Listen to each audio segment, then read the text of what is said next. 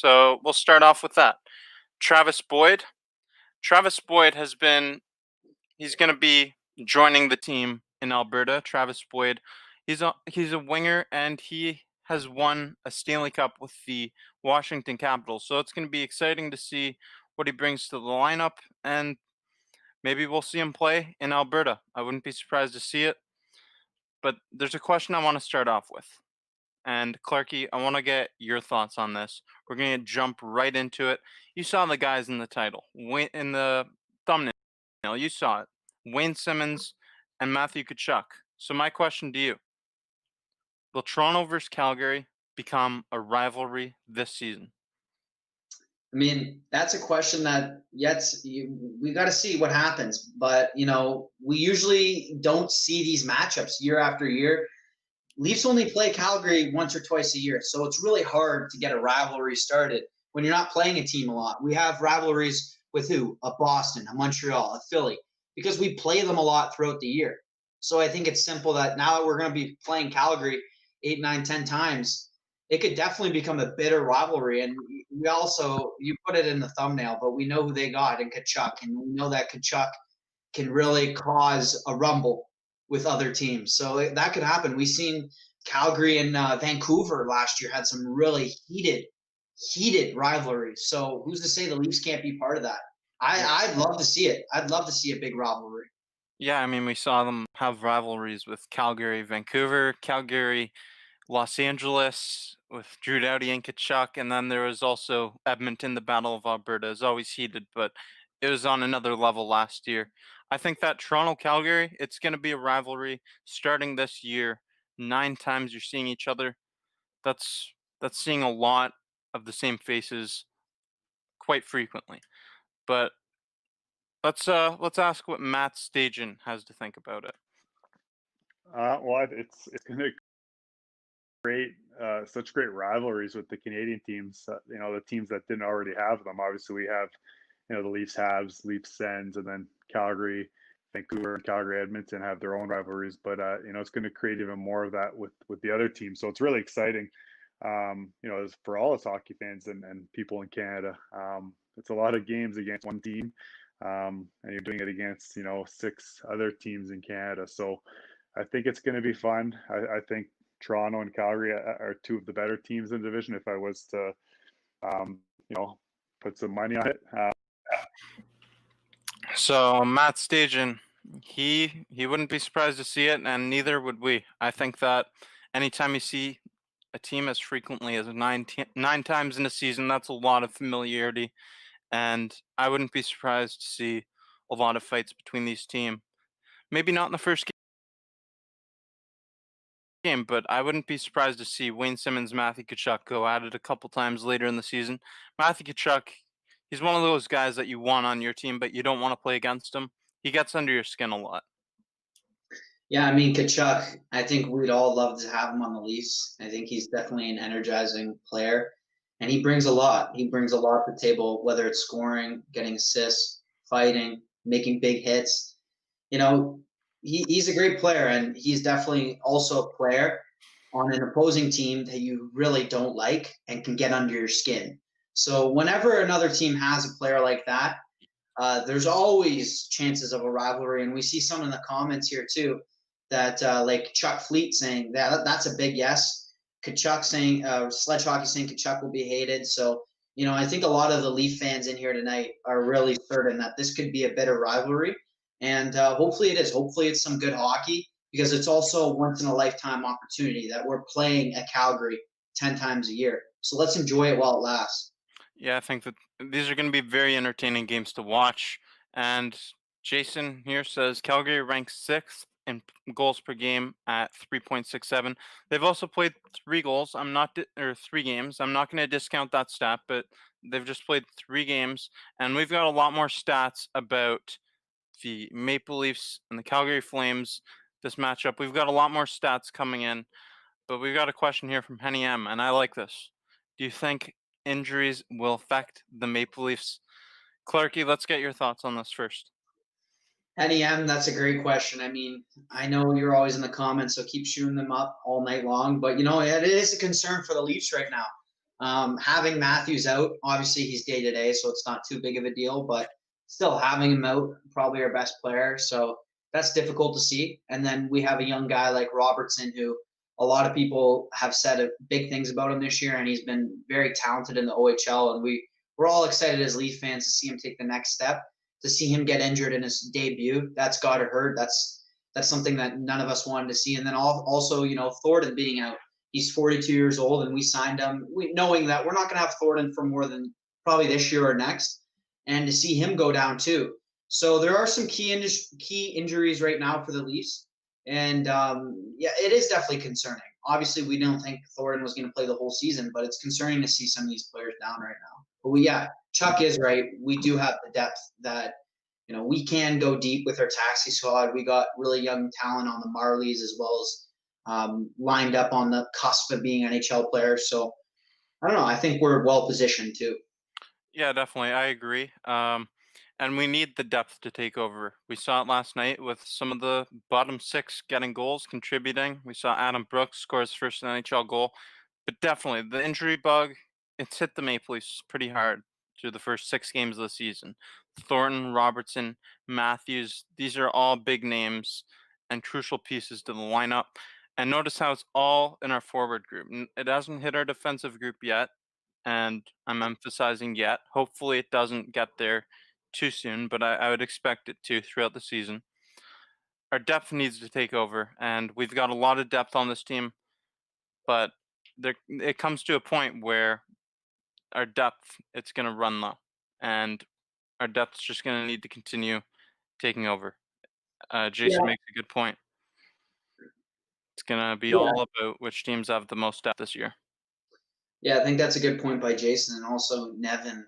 He has a good comment too. That I think a common theme across the NHL this year is going to be injuries, and in any professional sports league, this is an extraordinary year.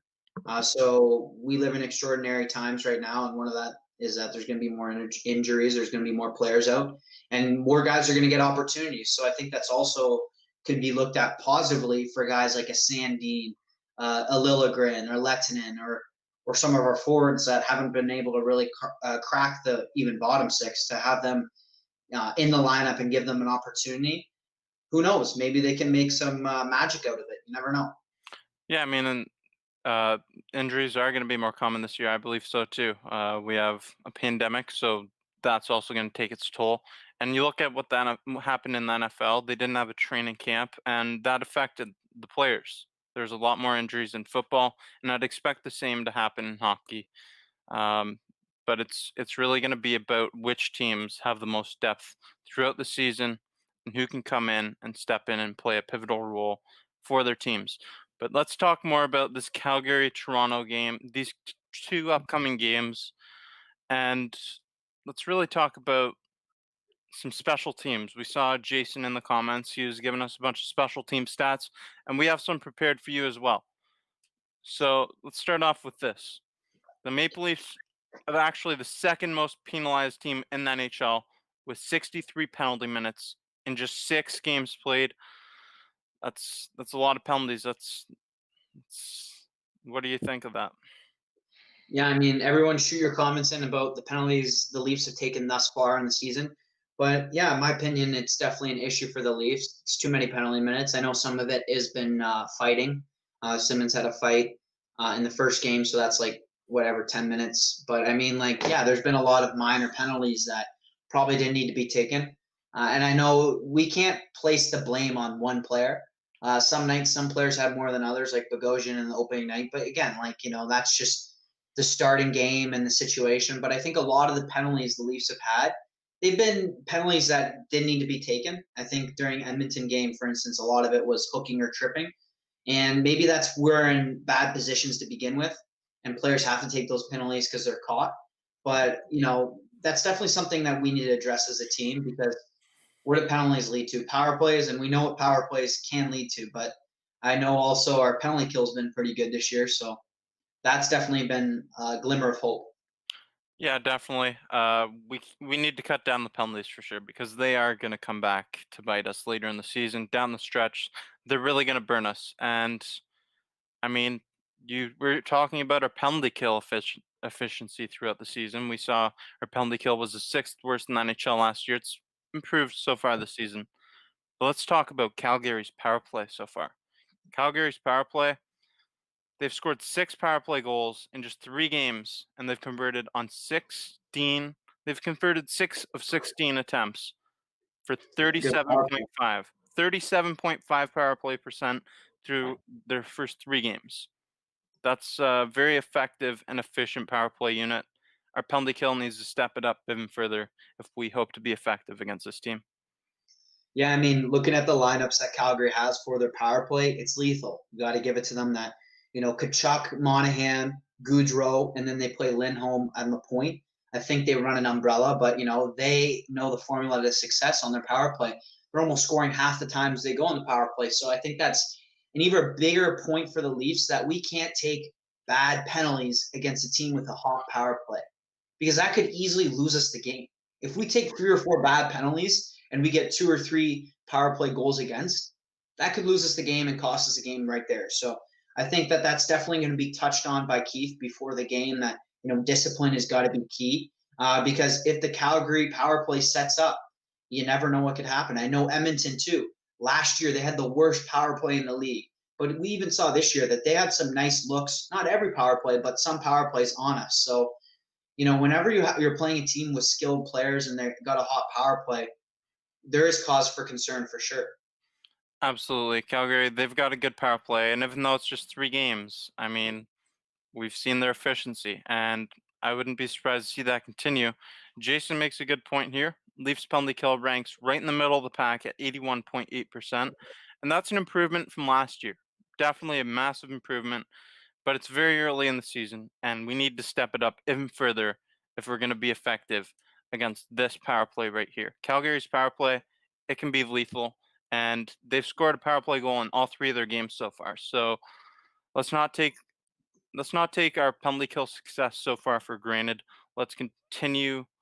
Well, first of all, let's take as little penalties as possible. We need to stay disciplined, but we also need to clear the puck effectively. Yeah, I'd be curious what everyone thinks of our penalty kills so far. I mean, I think it's had some moments where it's been very concerning in terms of like we've seen some power plays that the opponents have had that they've almost scored on us a few times, hit the post. I know Edmonton got pretty close, but there's also been glimmers of hope. I think that some of the Leaf forwards have come on with a lot of energy. We've been winning key faceoffs in both the defensive zone and neutral zone, all over the ice. Our faceoffs, we'll get into it. Our faceoffs is one of the hottest parts of the game right now. But yeah, again, it's one of those things where it's good to have a good power play a good penalty kill, but you don't want to be on a penalty kill to begin with because it's dangerous to run the risk of getting, and right now we have the second most penalty minutes in the league, of getting a lot of penalty minutes in a given game. Like it just puts us at a disadvantage. Yeah, it does. And I like this comment here. Discipline is going to have to be a talking point. Let's talk about the discipline. We have looked really good this year so far, but these penalties are going to cost us games. So you want it to be a talking point? It is a talking point. Let's talk about it, Clarky. Discipline, we need to stay more disciplined because down the stretch, the more and more penalties you take, it's obvious. You're giving the other team more advantages, more man advantages, and more opportunities to create scoring chances, more opportunities to score goals, and really shift the momentum of the game. Yeah, again, I don't know if it's that the Leafs are in bad positions defensively, and they're forced to take some questionable penalties like a hooking or a tripping. But yeah, I agree with you, and I agree with the comment that it's definitely got to be a talking point. We got have to clean it up because I don't think any playoff team just goes and takes penalties loosely and it wants to be on the penalty kill. So it's a part of the Leafs game right now that we have to clean up. Thankfully, we're only a few games into the season, so we have a lot of time to clean that up. But yeah, discipline is a very important aspect of the game, and we are still getting out checked a lot by the opponents. So I don't know, something's got to give. Yeah, you're right. I like this comment here as well. How about Mikheyev shorthanded though? The dude is flying out there, and he's a threat for sure. He is flying out there. I think that he should get some power play time as well. I mean, he's almost put home a couple shorthanded goals. Hasn't quite registered yet hasn't gotten a goal yet this season, but I think the points are coming for Ilya Mikheyev, and I'll give you a little clue. I mean, that's coming later in my player predictions at the end of the show. So he's been flying out there. What do you think of Mikheyev on the penalty kill? Yeah, I think that Solomon also touches on it here. Mikheyev on the penalty kill looks dangerous. He does. And even on 5-on-5, we've seen Mikheyev come into the offensive zone with a lot of speed. And he's a talented player. And, I love to see him on the third, fourth line for the Leafs. And I hope he gets more opportunities going forward. But I think that he's one of those players that we need on the penalty kill. He's a very important part of our penalty kill. And I think he'll continue to be. So, it's good to see him cause offensive zone disruption. And even sometimes, like, I think it was against Edmonton the other night, he was carrying the puck and there was like 3 Edmonton defenders on him. And he just kept going because he's like, I got to kill as much time off the clock. And it's just another guy we touched on last night when we were on the show. I think he puts in 100% effort when he's playing. You can tell. Might not be the most skilled or fastest or strongest guy on the ice in the NHL, but, he's trying a lot and love to see him, love to have him on our team.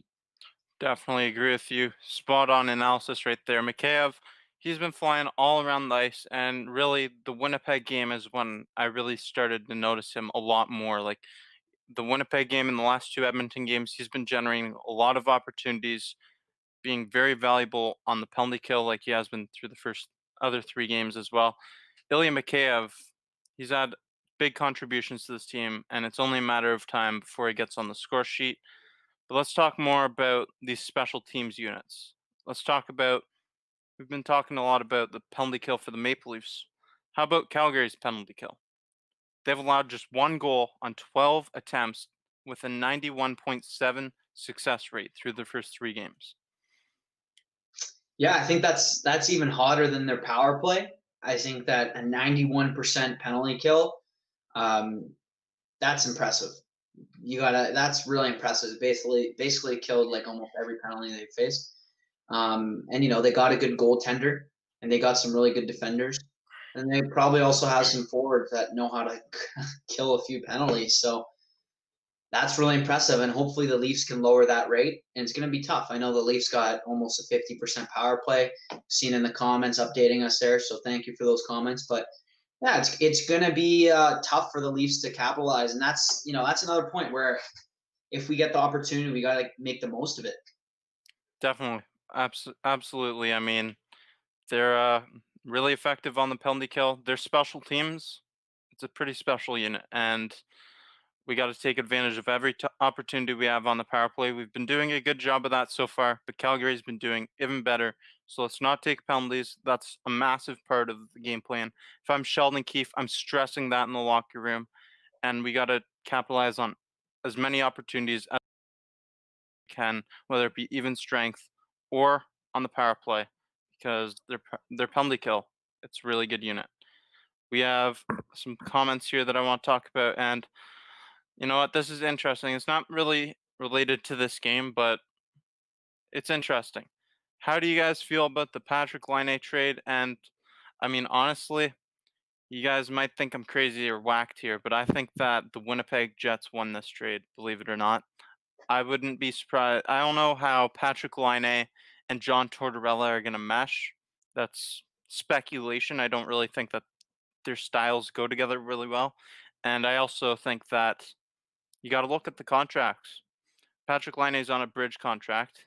So is Pierre-Luc Dubois. He's got another year on it, though.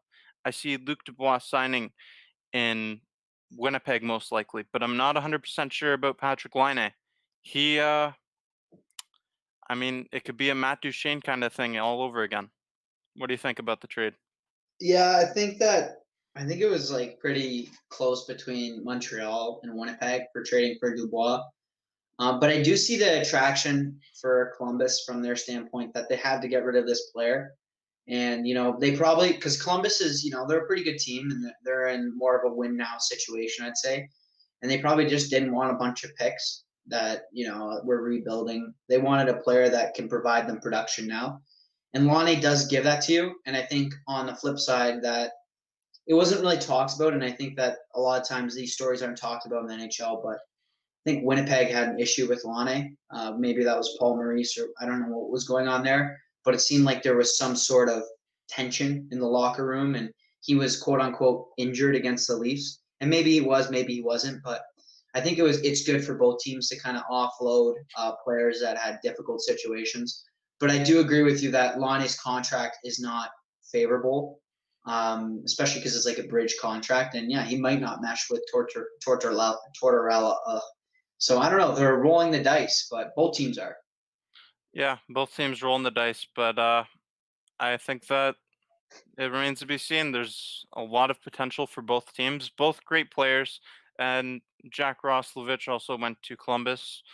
I mean, it's going to be interesting to see how this trade plays out. I thought that both teams they they both won this trade in their own ways respectively because they both needed to get rid of these players because neither of them are really meshing with the system that the teams run.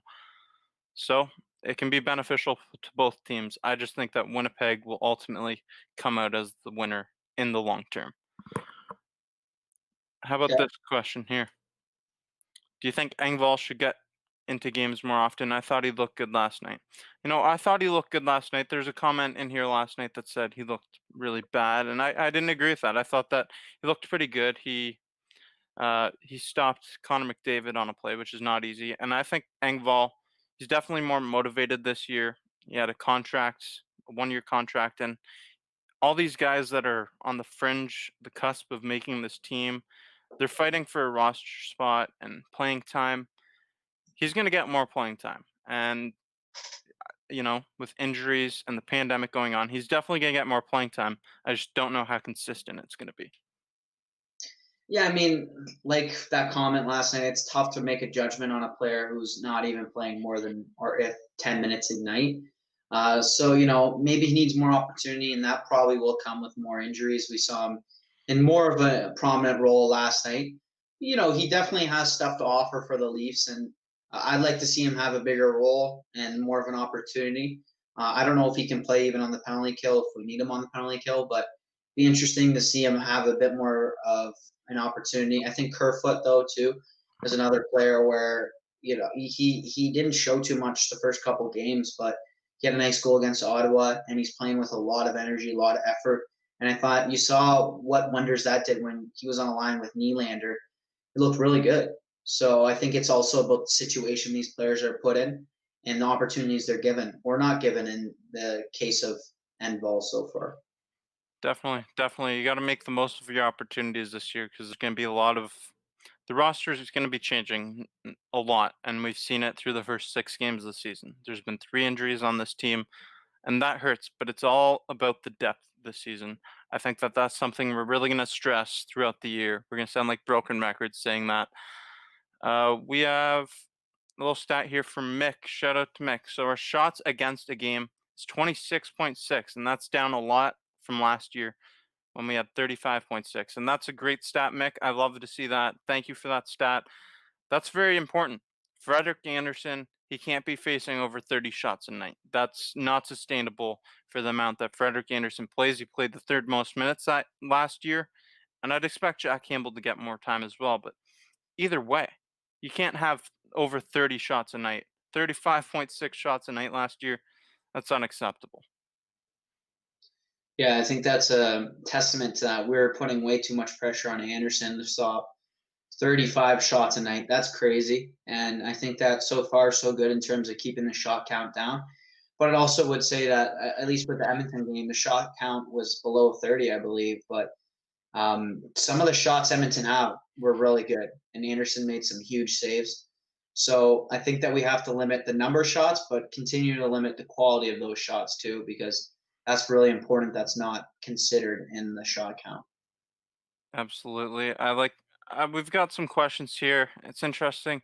Corey, we're going to show Corey's comment here. I expect TJ Brody to have his best game of the year so far tomorrow against his former team. The Leafs need that motivation and to play the game we all know they can.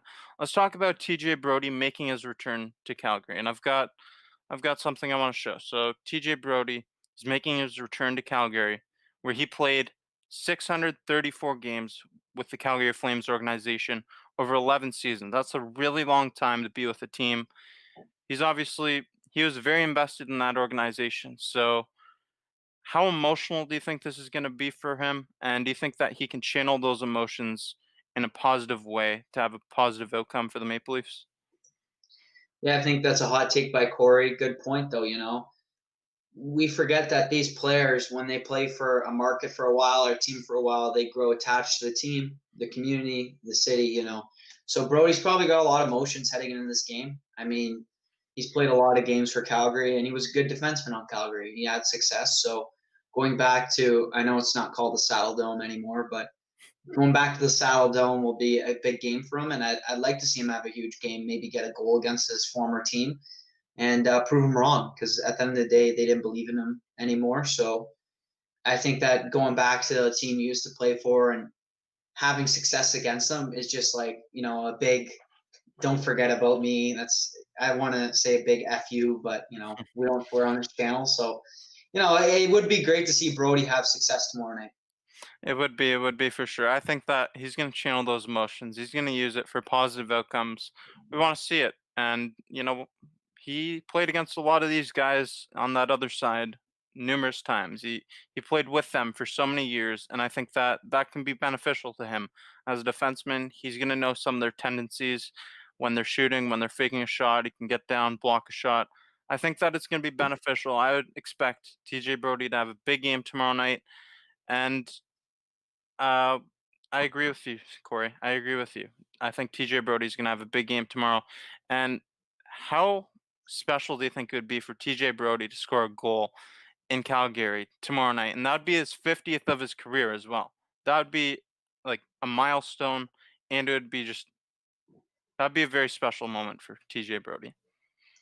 Yeah, I mean, and it would be an amazing moment to see, and I think we'd all be happy for him.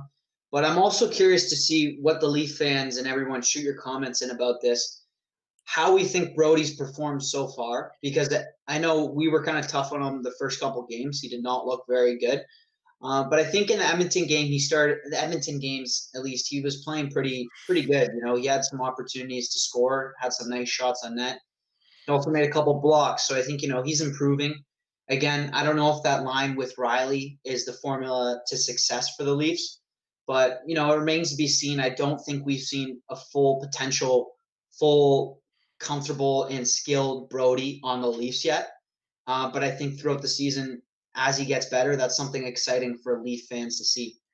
Yeah, definitely. Still getting familiar with his surroundings here in Toronto. He's only played here for 6 games. So like you said, we need to see it all come to fruition and see how that top defensive pairing works out. And if it works out, ultimately, I'm not sure that it will, but so far, TJ Brody over the last couple games, his play has definitely been improving, and maybe they get that chemistry going. We have a question here back to the Line A and Dubois trade. Angela wants to know, what player would you rather have on your team? And I'm not going to say the Maple Leafs because we don't want either of these guys, to be honest. I mean, everyone would love to have them on their team, but we don't need them. So, what player would you rather have on your team if you were starting a team? I'm going to change the question, and I'll start. I would take Pierre-Luc Dubois.